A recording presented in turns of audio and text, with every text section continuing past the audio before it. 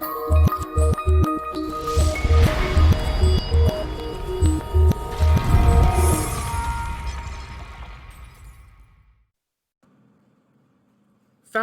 trinomials, and today we're going to look at factoring trinomials with a negative c value.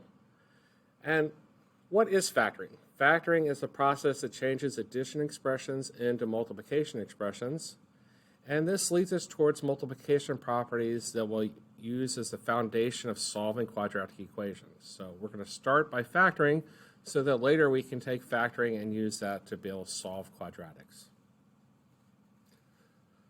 So let's talk about some integer rules, some things we know about integers. So if the product of two numbers is negative, what do we know about the two numbers being multiplied? Well, we know one of the numbers is negative and one number is positive. So let's write down this example. We have x squared plus 3x minus 10.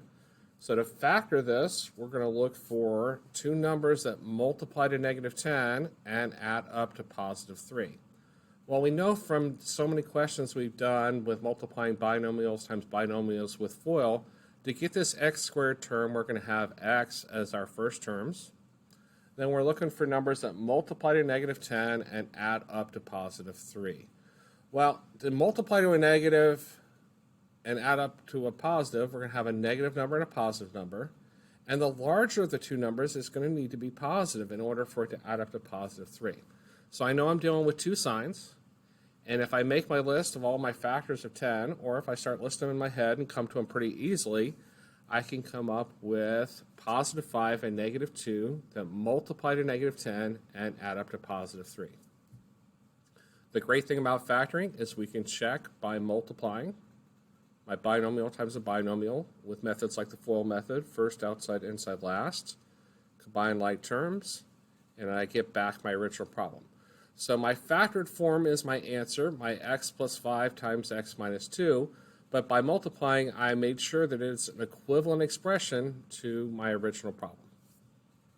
All right, let's look at a new one. Let's say we have x squared minus xy minus 6y squared.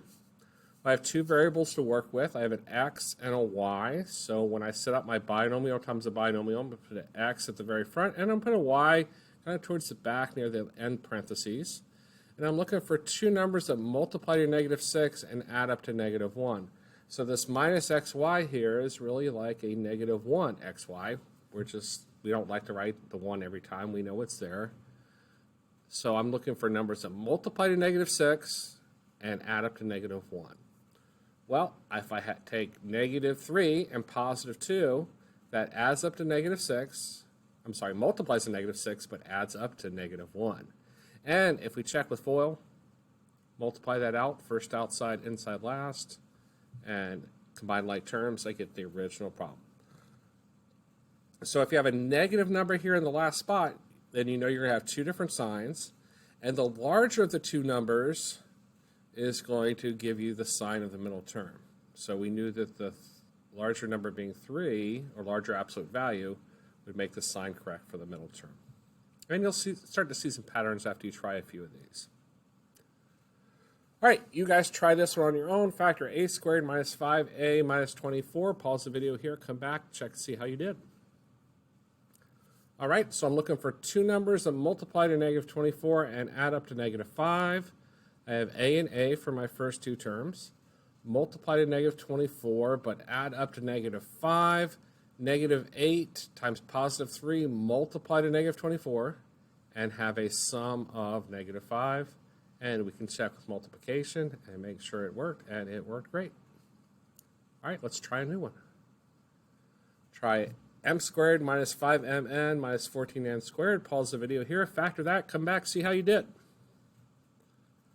All right, my two variables, I'm going to put m and n, and then I'm looking for numbers that multiply to negative 14 and add up to negative 5. Not a bunch of factors of 14. I have, 14 and 1, I have 2 and 7, and I'm going to come up with negative 7 and positive 2. And remember, I could write this whole term first. I could have m minus 7n, then m plus 2n, because with multiplication, the order that I have, these sets of parentheses are not going to matter for my binomials. Because like 2 times 3 is the same as 3 times 2. So you need to know that those are going to be interchangeable.